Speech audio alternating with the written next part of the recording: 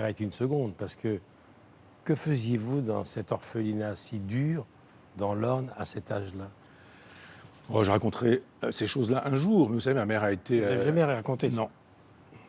Non, parce que j'ai raconté les 4 années... C'est un lieu de souffrance, ce lieu. Oui, oui, oui. Il y avait quelques prêtres pédophiles, il y avait de la violence perpétuelle, il y avait des passages à tabac, et on sortait en pyjama à 2 h du matin dans la nuit, il y avait de la neige, le curé était mitouflé, et quelqu'un avait parlé et on demandait... Côté Oliver Twist. Hein. Ah oui, complètement. Ah oui, oui, vous avez raison, c'est Dickens.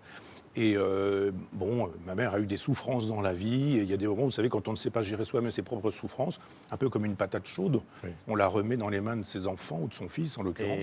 Et je me suis retrouvé placé par ma mère dans un orphelinat. Et qu'est-ce que ça a changé plus tard dans les relations avec votre mère?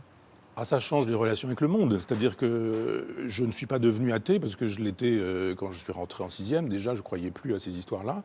En revanche, je suis devenu rebelle à l'autorité injuste.